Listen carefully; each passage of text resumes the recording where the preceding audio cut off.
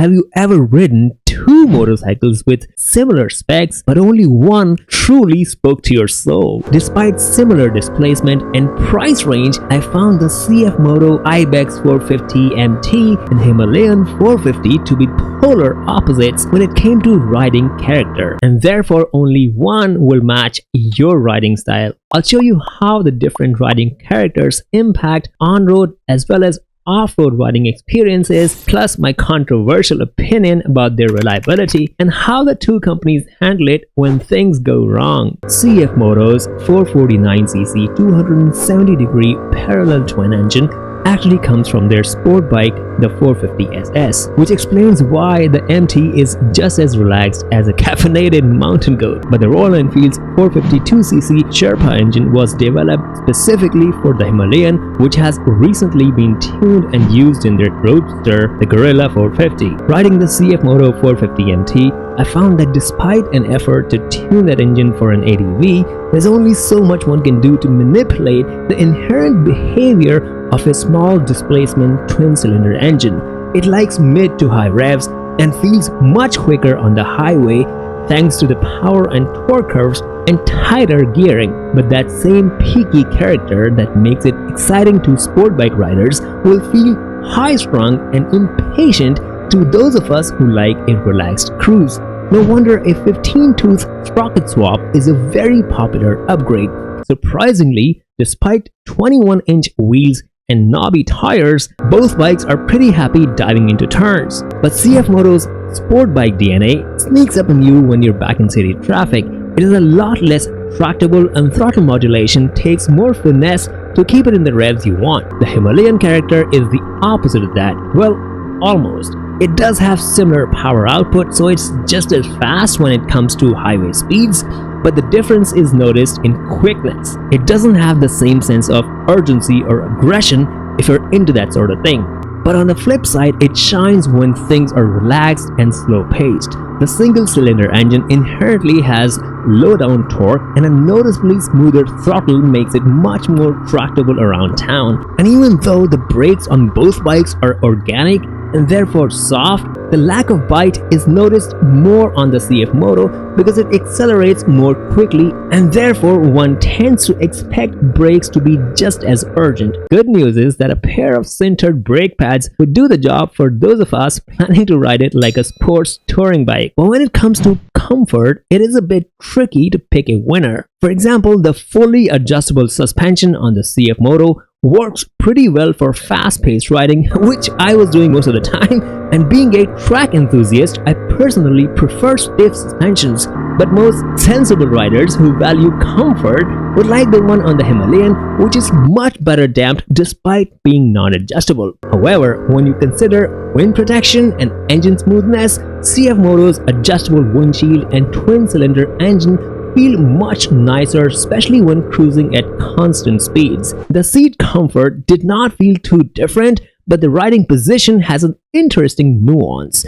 Grabbing it with the knees, the Ibex felt narrower and therefore more natural to me. Both bikes have similar curb weight figures, but the Himalayan feels more top-heavy at standstill and slow speeds.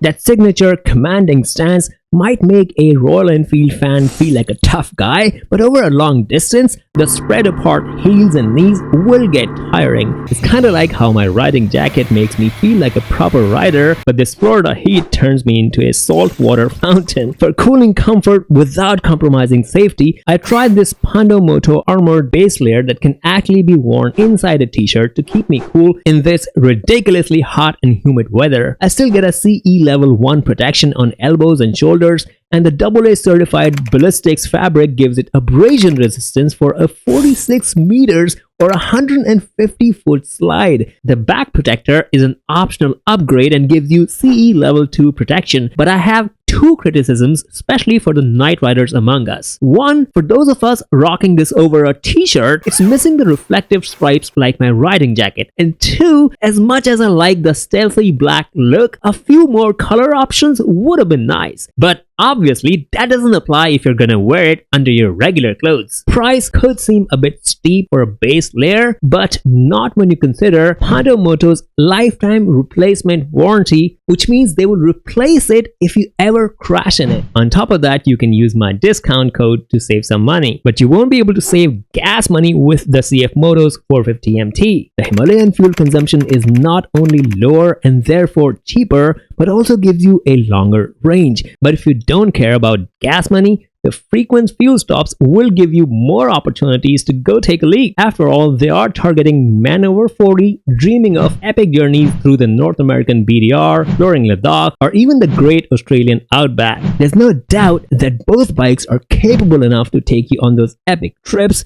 Plenty of people have proven that already, but the plot twist that might ruffle some feathers is that neither of the two is ideal for properly learning off-road riding, especially if you've never ever ridden off-road. In my personal humble opinion, a purpose-built dirt bike is a much better choice to learn fundamental off-road riding skills much faster and safer. The pro riders you see in the commercials crushing it off-road most likely started on a dirt bike. Having said that, if you learned riding off-road on an adventure bike, I would love to learn about your experience in the comments. But when it comes to adventure riding per se, the two bikes have noticeably different off-road riding character, but ultimately similar capability. And even though being a small channel, I don't have access to media bikes to go play in the dirt for days on end, I have spent sizable amount of time researching ownership reviews and meticulously dissecting the evaluations made by professional reviewers I trust. So here's the summary. For most of us, both bikes are pretty good for exploring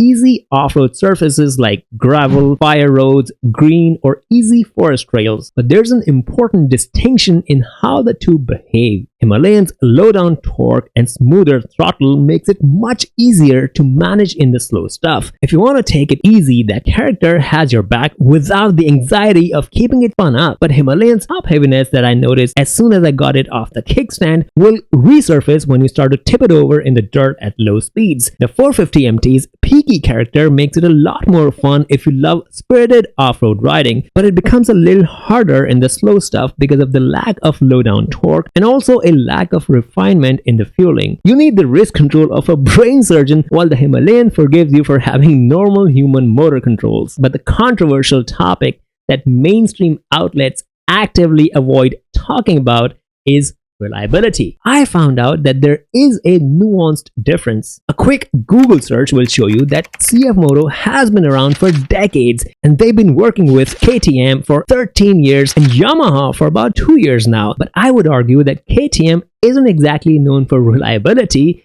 and a Yamaha partnership for domestic Chinese motorcycles does not exactly tell us about the reliability of their global motorcycles. But the Royal Enfield story is a little different. My favorite YouTubers have already waxed eloquent about the oldest motorcycle brand that borrowed talent from major European manufacturers to get to the point where they sold 10 times more motorcycles than Harley Davidson this past year. Cool story, right? But I spent my growing years in India surrounded by Royal Enfields. They were associated with machoism, tough built, and freedom. But in the 80s and 90s, I grew up on Japanese bikes making their way into India and found Royal Enfields to be unreliable, heavy, poor brakes, leaking oil all the time. If you're an American, you might think I'm talking about a Harley Davidson. But I found really unexpected results when I started digging up actual experiences of people who bought a CFMOTO or a Royal Enfield and rode them over a long period of time. Early batches of 450MTs in Australia collected water in the frame after washing. CFMOTO drilled drainage holes and now ships them factory drilled. The throttle was notoriously snatchy with forums full of complaints, but seems fixed now. The US bike I rode wasn't that bad. Not as good as the Himalayan, but not bad enough to be an annoyance in everyday riding. And it's good to know that CFMOTO throttle maps can be updated over the air. Early Himalayan 450s had fuel sensor failures, inaccurate range readings, bad cone sets, weird engine noises, and false check engine lights after software updates. And despite searching for a while, I haven't yet found any solid info on how well Royal Enfield responds to issues or if the 2025 models are built any better. Only thing I can share with you is that I ran into Royal Enfield officials at Daytona Bike Week earlier this year, and they claim to be working on quality control. But that's not the same as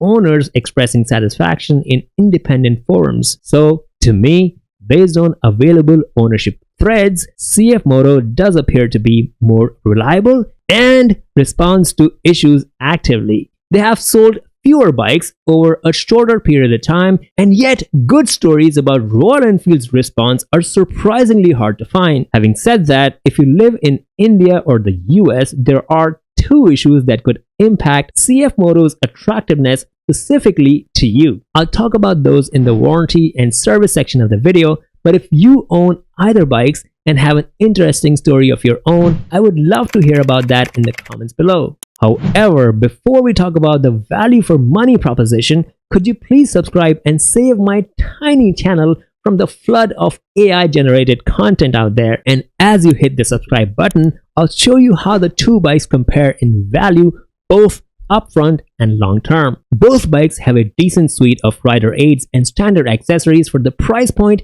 but there are certain differentiations, like CFMOTO has adjustable levers and on-the-go height adjustable windshield, but the Himi has a center stand and the adjustable seat is much easier to adjust. Himalayan gets standard crash bars around the tank, while CFMOTO gets standard handguards and cross-spoked tubeless wheels. On the RE, you need to pay extra to get tubeless tires, but for day-to-day use, the value prop may vary depending on what you value more. For example, CFMOTO's regular service, at least in the US, is twice as frequent as Royal Enfield, but major service for valve checks is the opposite. Royal Enfield warranty is also longer than CFMOTO. Not only that, the flip-flop news about US tariffs on Chinese products makes future pricing pretty hard to predict. For CFMOTO India, there are two major challenges to overcome. One, service network, which will be difficult to scale unless they partner with an Indian manufacturer. And two, reputation. In the last decade, multiple Chinese companies have arrived with much fanfare but vanished within a few years, leaving Indian customers stranded for parts and service. Unfortunately, CFMOTO is also on that list, except they returned after the pandemic dust settled. But if you think of them as a friend who ghosted you for years and then suddenly showed up to borrow more money, I couldn't blame you. If you find the back and forth a little confusing, here's a simplified version. In terms of reliability, neither bike compares with Japanese motorcycles. They're actually as reliable or unreliable as most European and American motorcycles. The Himalayan is better suited for you if you like relaxed riding both on and off-road, but need a bike that's reasonably capable for highway cruising in most countries. The Ibex 450 or 450 NT would excite you more if you like the fact that it's a bit quicker and loves spirited riding on and off tarmac. In Western countries, resale value of both bikes is pretty low, and that will be a challenge for most of you, except maybe the Himalayan has better resale value in India than elsewhere. I personally look at them as a sprint runner trying to crash a marathon versus a tractor that has just enough juice to keep up with highway traffic. If you haven't watched it already, I've compared both with other manufacturers in this video right here. But the Himalayan 450 fans now face another dilemma. The latest tease from Royal Enfield, a brand new adventure bike that I'll cover next week and link it right here. Subscribe to watch it when I post it. This is Faraz, bringing honest and thorough insights to you, one video at a time.